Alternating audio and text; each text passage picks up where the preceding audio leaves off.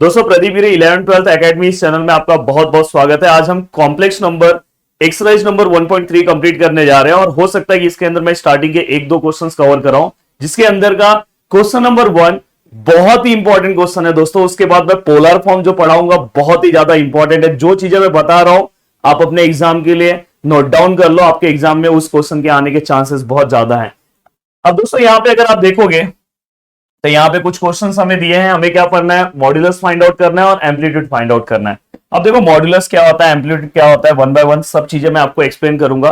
अब यहाँ पे मैं एक एग्जांपल ले रहा हूं और मैं सबसे पहले आपको बोल दूं कि इसके बहुत सारे आंसर बुक के पीछे रॉन्ग है, तो प्लीज बहुत ही ध्यान से बहुत अच्छे से आपको चीजों को कवर करना है। ऐसा नहीं कि जो बुक के पीछे आंसर है उसी को आपको लिख लेना है, अदरवाइज आप रॉन्ग हो जाओगे। अब दोस्तों यहाँ पे जब मैं इस तरह के क्वेश्चंस को सॉल्व करता हूं तो मैं सबसे पहले इसे जेड लूंगा और मैं यहां से अगर ए की वैल्यू लूं तो मुझे पता है कि जो बिना आई वाला होता है वो ए होता है और जो आई वाला होता है दोस्तों वो क्या होगा, हमारा बी होगा। ए और बी हमने ले लिया। फिर हम क्या करते हैं दोस्तों, मुझे क्या करना है, मॉड्यूलस निकालना है। क्या निकालना है, modulus, modulus of Z. Modulus of Z मतलब क्या होता है दोस्तों, मॉड में जेड को आप ले लो, जैसे जिसे आप मॉड बोलते थे, और इक्वल टू इसका फॉर्मूला है दोस्तों। मॉड्यूलस ऑफ जेड का फॉर्मूला क्या है दोस्तों, बहुत सिंपल फॉर्मूला है, ए स्क्वायर प्लस बी स्क्वायर। अब अगर आप इसे सॉल्व करते हो तो क्या आएगा दोस्तों, under root of A square. A मतलब क्या है यहाँ पे 7 का स्क्वायर, और दोस्तों अगर आप बी स्क्वायर की अगर बात करोगे तो बी स्क्वायर वहां लगाया 4, बी स्क्वायर मतलब यहाँ पे क्या आएगा, -5 का स्क्वायर। अब दोस्तों यहाँ पे आप देखोगे तो यहाँ पे 49 हो गया और यहाँ पे दोस्तों 25 हो गया और अंडर रूट ऑफ 74। और दोस्तों अंडर रूट ऑफ 74 ये किसी भी परफेक्ट स्क्वायर के मल्टीप्लीकेशन में नहीं है, तो ये आंसर इतना ही रहेगा। अगर आएगा तो आप कर सकते हो। अब दोस्तों ये होने के बाद आपको क्या निकालना है, एम्पलीट्यूड। एम्पलीट्यूड ऑफ जेड को हम ऐसे लिखेंगे और उसका फॉर्मूला है दोस्तों tan इनवर्स बी बाई।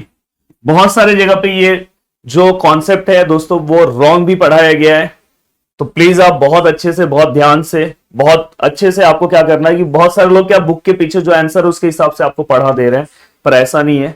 जो एक्चुअल है आपके कॉलेजेस में बहुत सारे जगह पे वो बहुत सही सिस्टमैटिक इसी तरह से बताएंगे। अगर नहीं बताएंगे तो भी आपको यही रूल फॉलो करना चाहिए। अदरवाइज अगर वो जो पेपर जो चेक करेगा जिस तरह से बताएगा उसे आप फॉलो कर सकते हो, बट वो इसी तरह से बताएंगे।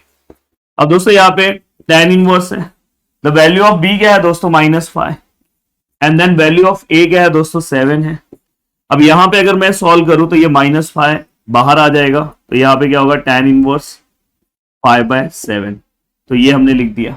इनवर्स थोड़ा अच्छे से लिखना। तो ये हमारा एम्पलीट्यूड ऑफ जेड आ गया और ये मॉड्यूलस आ गया, इसमें तो कोई प्रॉब्लम नहीं है। अब देखो मैं जब इसे सॉल्व कर रहा हूं तो यहां पे a इक्वल टू दोस्तों क्या आएगा, सपोज मैंने इसको z ले लिया, z equal to under root of, यहां पे लेट लिख दो, 3 plus under root of 2i। The value of a is under root 3, the value of b is under root 2। बहुत अच्छे से ध्यान दो। देखो आपने 10th में जैसा अच्छा स्कोरिंग किया आपको अभी भी ऐसा ही करना, तो ये क्वेश्चन बहुत ज्यादा इंपॉर्टेंट है। अब यहाँ पे आपको क्या करना है, मॉड्यूलस ऑफ जेड निकालना है। तो अब डायरेक्ट मैं ये ले रहा हूं, under root of A square plus b square. Please formula लिख के फिर आप पुटिंग करना, अदरवाइज आपका अगर आंसर रॉन्ग भी हुआ तो आपको कुछ मार्क्स तो जरूर मिलते हैं। तो ये अंडर रूट 2 का स्क्वायर। तो फाइनली आपको रूल पता होगा, स्क्वायर और रूट आए तो कैंसिल हो जाता है, तो फाइनली यहाँ पे आंसर कितना आएगा 3, and then square and root cancel हो जाएगा। तो यहाँ पे अगर मैं प्लस करूं तो अंडर रूट ऑफ 5 इसका आंसर आए। अब मैं इसी का अगर मैं एम्पलीट्यूड ऑफ जेड निकालू दोस्तों, एम्पलीट्यूड ऑफ जेड तो क्या आएगा, tan इनवर्स, फॉर्मूला क्या है, tan इनवर्स b बाय ए। अब tan इनवर्स b क्या है दोस्तों, अंडर रूट 2, a का वैल्यू क्या है दोस्तों, अंडर रूट 3। तो ये आपका फाइनल आंसर है। अब मैं आगे चल रहा हूं। एक क्वेश्चन मैंने जानबूझ के नहीं लिखा कि वो सिमिलर क्वेश्चन ही है। देखो जहां पे जो क्वेश्चन सिमिलर होगा, जो आप सॉल्व कर लोगे, जिसमें कोई जरूरत नहीं है, तो मैं आपका टाइम वेस्ट नहीं करूंगा। मैं ऐसे ही क्वेश्चन सॉल्व कराऊंगा जो आपके एग्जाम में आ सकते हैं, और जो क्वेश्चन को आप नहीं सॉल्व कर सकते आपको सॉल्व करने की काफी जरूरत है। अब देखो ये क्वेश्चन मैं लिया हूं। अब यहां पे देखो z इक्वल टू, मैं इसको अंदर मल्टीप्लाई करके लिख रहा हूं, -3 माइनस माइनस दोस्तों +3i। अब अगर मैं इसे a लूं तो a का वैल्यू क्या आएगा, -3, the value of b is 3।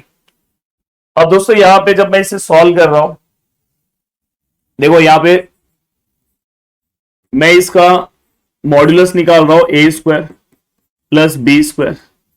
अब देखो ए का वैल्यू कितना है -3 का स्क्वायर, बी का वैल्यू कितना है दोस्तों 3 का स्क्वायर, फाइनली ए का स्क्वायर कितना आएगा 9, यहां पे भी क्या आएगा 9, और अगर मैं इसे लिखूंगा तो +18, और 18 जो है दोस्तों परफेक्ट स्क्वायर के मल्टीप्लीकेशन में आता है 9 के, तो फाइनली इसका 3√2 इसका आंसर है। अब ये आंसर हो गया। अब आपको क्या निकालना है दोस्तों, amplitude of Z. Amplitude of Z जब आप निकालोगे तो फॉर्मूला है tan इनवर्स b बाय ए। अब आप यहां पे लिख रहे हो tan इनवर्स b का वैल्यू क्या है दोस्तों, the value of b is 3, the value of a is दोस्तों -3।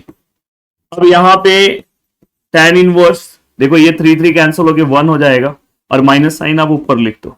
अब देखो आप चाहोगे तो माइनस साइन बाहर ले सकते हो, बट इस केस में आपको माइनस साइन बाहर नहीं लेना है। सर कब नहीं लेना है बाहर, जब दोस्तों आपके ब्रैकेट के अंदर 1, आपके ब्रैकेट के अंदर √3, आपके ब्रैकेट के अंदर 1/√3, आपके ब्रैकेट के अंदर इंफिनिटी, ऐसे जब टर्म्स आते हैं तो आपको क्या करना है, बाहर नहीं लेना है।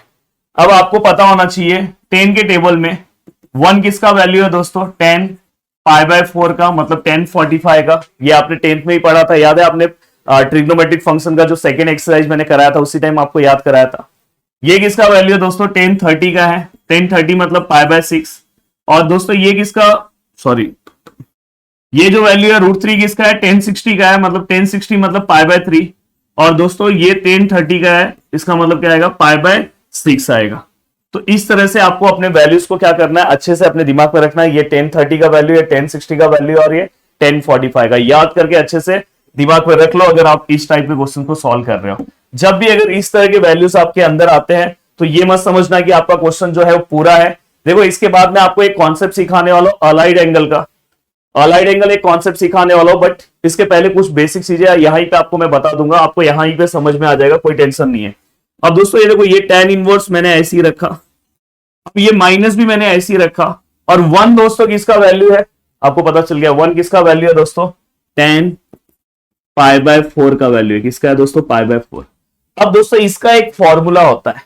अब बोलोगे सर कितना फॉर्मूला आप याद कराओगे, क्यों टेंशन ले रहे हो यार, आपको एक लॉजिक बताता हूं। देखो दोस्तों यहां पे होता है पाई, और यहां पे होता है दोस्तों 2π, हमेशा खेल इसी का चलेगा।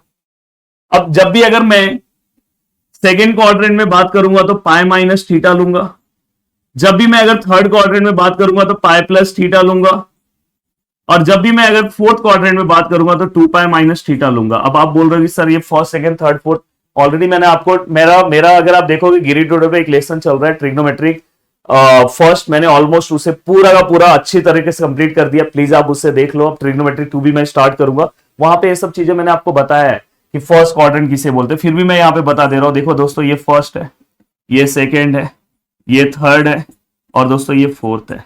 इसके बाद एक और चीज मैं आपको बता दे रहा हूं, इसमें ऑल पॉजिटिव होते हैं आफ्टर स्कूल देन कॉलेज। इसके अंदर साइन पॉजिटिव होता है, साइन का हस्बैंड वाइफ रिलेशनशिप कोसेक्स के साथ है वो भी पॉजिटिव, इसमें tan और cot पॉजिटिव, इसमें cos और sec पॉजिटिव है।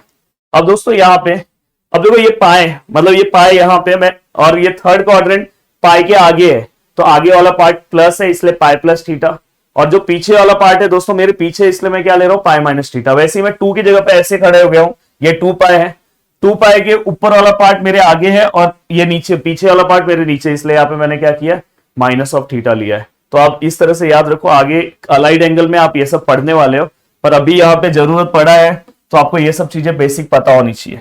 अब दोस्तों जब भी अगर इसके अंदर ऐसे वैल्यूज आते हैं तो यहाँ पे आपने वैल्यूज पुट किया, तुरंत आपको चेक करना है कि ये जो मेरा पॉइंट है, ये जो मेरा कॉम्प्लेक्स नंबर के जो पॉइंट्स है कौन से क्वाड्रेंट में लाई कर रहा है।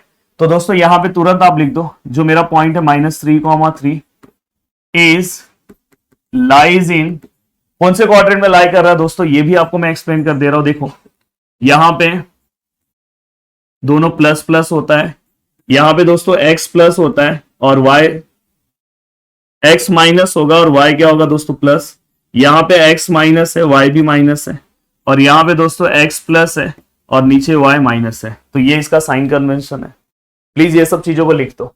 अब बताओ मुझे, पहला माइनस है दूसरा प्लस है, पहला माइनस है दूसरा प्लस है, मतलब कौन से क्वाड्रेंट में आ रहा है दोस्तों, सेकेंड क्वाड्रेंट में आ रहा है।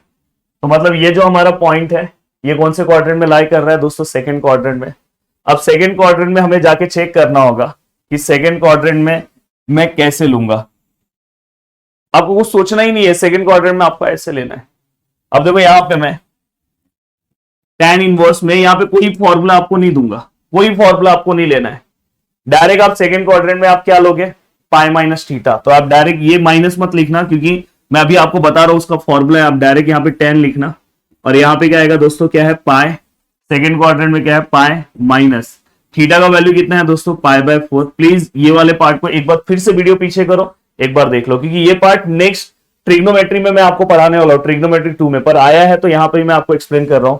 अब आप बोलोगे सर ये माइनस कहां चले गया, तो दोस्तों यहाँ पे एक फॉर्मूला आता है, देखो ये tan pi minus theta which is equal to, अब मुझे बताओ सेकेंड क्वाड्रेंट में tan क्या होता है, माइनस होता है ना दोस्तों, तो माइनस tan थीटा होता है।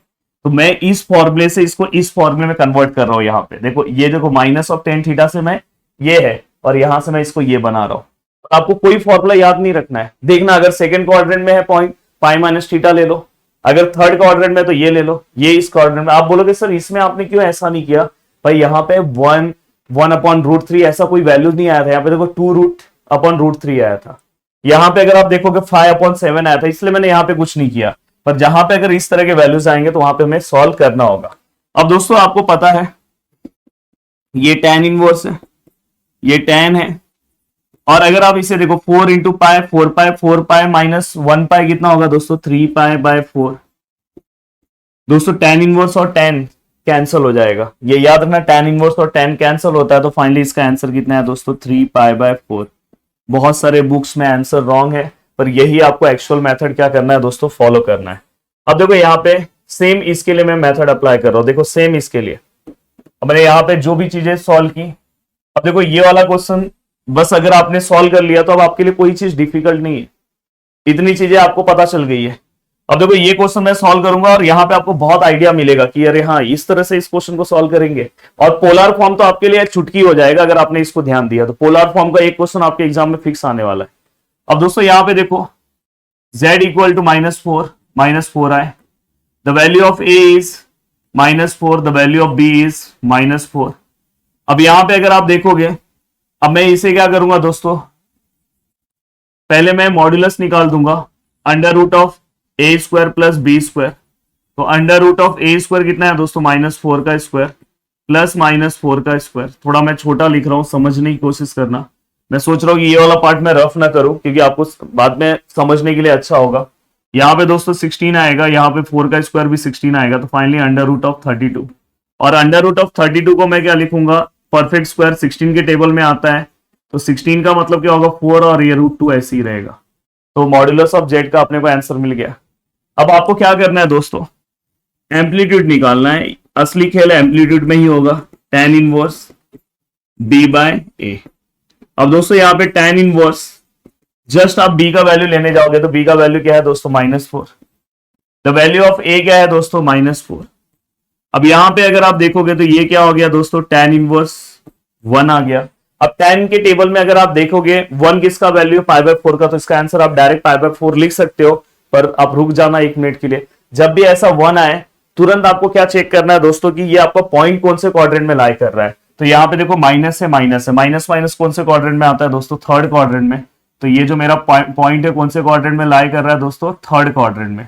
अब थर्ड क्वाड्रेंट में आ रहा है तो आप डायरेक्ट यहाँ पे पाई/4 नहीं लिख सकते, क्योंकि थर्ड क्वाड्रेंट में पाई/4 नहीं आता। तो आपके लिए इजी तरीका है, देखो ये देखो tan इनवर्स लिखा, 1 आपको पता है 1 किसका वैल्यू है दोस्तों, 10 पाई/4 का, आपने 10 पाई/4 लिखा। अब 10 पाई/4 लिखने के बाद देखो ये tan इनवर्स है। अब आपका ये आपको पता है कि 10 पाई/4 जो है वो 10 पाई/4 मतलब 45 दोस्तों फर्स्ट क्वाड्रेंट में, पर हमारा जो एक्चुअल में पॉइंट कौन से क्वाड्रेंट में घूम रहा है, थर्ड क्वाड्रेंट में। तो थर्ड क्वाड्रेंट में मैंने आपको क्या बोला है, पाई+θ ले लो ना। अब डायरेक्ट इसे क्या लिखोगे दोस्तों, 10। अब यहां पे डायरेक्ट क्या लोगे, पाई प्लस जो भी आपको थीटा का वैल्यू दिया है आपने ले लिया, हो गया। और यहाँ पे माइनस क्यों नहीं आया बताओ, क्योंकि थर्ड क्वाड्रेंट में 10 क्या होता है, पॉजिटिव होता है। अब यहां पे ये होने के बाद अगर आप इसे आगे लिखोगे तो देखो आपका आंसर आ गया, tan इनवर्स 10 अगर आप चाहो तो कैंसिल कर दो, और इसको देखो 4 पाई, या तो आप ऐसे भी लिख दो tan inverse into 10, 4 into 4 pi plus pi 5 पाई/4। देखो यहाँ 10 कैंसिल हो गया, tan इनवर्स 10 कैंसिल हो गया, तो 5 पाई/4। मस्त आंसर आ गया। अब देखो यहाँ पे नेक्स्ट अब यहाँ पे 3 है, अब ये 3 है तो लेट z इक्वल टू 3 आपने लिखा। द वैल्यू ऑफ a 3 है क्योंकि इसमें i नहीं है, मतलब ये a है, और b i वाला पार्ट नहीं है दोस्तों, 0 है। अब आप यहाँ पे क्या करोगे, पहले मॉड्यूलस ऑफ z निकालोगे तो under root of a square, formula पूरा लिखना है b square, under root of यहाँ पे क्या आएगा 3 square plus 0 square equal to यहाँ पे कितना होगा 3 का स्क्वायर कितना होगा 9, 9 प्लस 0 0, या 9 प्लस 0 9 होगा, और यहाँ पे आंसर कितना आएगा दोस्तों 3। अब आप amplitude of amplitude of z निकालने जाओगे तो दोस्तों फॉर्मूला क्या आएगा tan inverse b by a। अब tan इनवर्स b क्या है दोस्तों, b, the value of b is 0 and the value of a is 3। अब दोस्तों मुझे बताओ tan इनवर्स, यहाँ पे आंसर कितना आएगा 0, और tan इनवर्स tan के टेबल में अगर आप देखोगे, अब देखो यहाँ पे 0 आया है, तो tan के टेबल में अगर आप जाके चेक करोगे 0 किसका वैल्यू है, तो आपको पता चलेगा कि tan के टेबल में tan 0 जो वैल्यू है दोस्तों tan 0 का वैल्यू है, तो फाइनली इसलिए यहाँ पे आंसर 0 आएगा। अब आप बोलोगे सर ये आंसर ऐसे 0 आपने कैसे लिखा है, तो आप पता कर लो कि ये जो पॉइंट है दोस्तों आपका, ये यहाँ पे आपको देखो ये आपका पॉइंट x एक्सिस के ऊपर आएगा, यहाँ वाला ये जो पॉइंट है, क्योंकि आपको यहाँ पे देखो a का वैल्यू पता है, b का वैल्यू नहीं पता है, तो इस तरह से ये वाले पार्ट को आपको आगे नहीं सॉल्व करना। मैंने क्या बोला, जब 1 आए 1/√3 आए, मैंने यहाँ पे लिख के दे दिया, तभी आपको वो चीज अप्लाई करना है, और √3 है तो ही आप इस तरह की चीजें करना, अदरवाइज मत करना। अब देखो यहाँ पे मैंने ये भी आपको सॉल्व कर दिया। हाँ, अब देखो इस तरह से क्वेश्चन है और आपको बोला है कि मॉड्यूलस और एम्पलीट्यूड निकालना, तो अगर आपने मेरा कॉम्प्लेक्स नंबर का आगे का पार्ट देखा है तो आपके लिए कोई डिफिकल्ट नहीं है। आप देखो इसे सॉल्व करते टाइम इसे आप एक्सपांड कर दो, 1 + 2i का होल स्क्वायर 1 - i। अब दोस्तों यहाँ पे अगर आप देखोगे, यहाँ पे आपको a + b होल स्क्वायर के फॉर्मूले से इसे एक्सपांड करना है, a + b होल स्क्वायर, तो यहाँ पे क्या आएगा दोस्तों a square plus 2ab plus b square. Just इस फॉर्मूले से आप एक्सपांड करो, आपको इसका आंसर मिल जाएगा। अब देखो यहाँ पे a स्क्वायर मतलब 1 का स्क्वायर, 2ab मतलब 2, a कितना है 1 है, b क्या है दोस्तों 2i है, और प्लस b का स्क्वायर मतलब 2i का स्क्वायर, ये हो गया हमारा एक्सपांशन। और लास्ट में हमारा 1 - i है, उसको वैसे ही रखो दोस्तों। 1 का स्क्वायर 1 होगा, 2 × 2 4i होगा, यहाँ पे 2 का स्क्वायर दोस्तों 4 हो जाएगा, i का स्क्वायर i स्क्वायर हो जाएगा 1 - i। अब दोस्तों यहाँ पे 1 + 4i, यहाँ पे 4 है, i स्क्वायर कितना है दोस्तों -1, और यहाँ पे 1 - i। अब दोस्तों ये 1 + 4i प्लस माइनस -4 और 1 - i। अब अगर आप इसे सॉल्व करोगे, देखो ये प्लस है, देखो ये i ऐसे ही रहेगा, पर ये जो नंबर्स वाला पार्ट है ना दोस्तों, देखो ये जो नंबर वाला पार्ट है ना, ये सॉल्व होगा। अब यहाँ पे प्लस है, यहाँ पे माइनस है, प्लस माइनस क्या होगा -4 - 1 कितना होगा दोस्तों 3, और यहाँ पे ग्रेटर को माइनस साइन है, प्लस 4i, और यहाँ पे क्या है 1 - i। अब यहाँ पे आपको करना होगा मल्टीप्लीकेशन। मल्टीप्लीकेशन कैसे करेंगे, बहुत सिंपल है, ये वाले पार्ट को इससे, तो यहाँ पे क्या हो जाएगा दोस्तों 3 माइनस प्लस माइनस, फिर से इसी पार्ट को इससे आप कर दो, तो 3 × i 3i, माइनस माइनस दोस्तों प्लस, फिर आप ये वाले पार्ट को इससे मल्टीप्लाई कर दो, 4 × 1 4i प्लस प्लस दोस्तों प्लस, एंड 4 × यहाँ पे कुछ नहीं है 1 है, और i × i square minus plus minus. अब दोस्तों यहाँ पे देखो -3 है, यहाँ पे +3i है, अब यहाँ पे +4i है, और ये 4, और यहाँ i स्क्वायर मतलब -1। अब दोस्तों अगर आप इसे -3 लोगे प्लस प्लस प्लस, तो ये कितना हो जाएगा 7i, माइनस माइनस दोस्तों +4। तो अगर आप इसे सॉल्व करने की कोशिश करोगे तो माइनस और प्लस, माइनस प्लस बहुत अच्छे से रखना, माइनस प्लस माइनस, 4 - 3 दोस्तों 1, और दोनों में ग्रेटर नंबर दोस्तों 4 है तो प्लस आएगा, और प्लस 7 आए। अब दोस्तों आप a का वैल्यू लोगे तो कितना आएगा 1, the value of b is कितना आएगा 7। आप इसे इजीली क्या कर सकते हो दोस्तों, सॉल्व कर सकते हो। तो इस तरह से क्वेश्चन मैंने आपको ऑलरेडी बताया दोस्तों, इसमें कोई टेंशन नहीं है। अब हो सकता है जो आगे वाला पार्ट है वो भी इसी के अंदर कंबाइन हो जाए वीडियो में, या तो ये वीडियो यहीं तक रहे, क्योंकि बाहर बहुत तेज बारिश हो रही है दोस्तों, और मैं चाह रहा था कि आपका लेक्चर रुकना नहीं चाहिए, आपका प्रैक्टिस चलते रहना चाहिए। पर ये जो चीज मैंने सिखाया ना इस क्वेश्चन में, प्लीज इस क्वेश्चन को आप 2 बार देखना, आपके दिमाग में बहुत अच्छे से बैठ जाएगा, और इसके बाद पोलर फॉर्म चुटकी में आप सॉल्व करोगे। तो वीडियो को देखने के लिए दोस्तों दिल से थैंक यू सो मच दोस्तों। इस वीडियो को मैं यहीं तक रख रहा हूं, इसके बाद वाला वीडियो जो है आपको नेक्स्ट पार्ट में पूरा का पूरा मिल जाएगा। जय हिंद दोस्तों।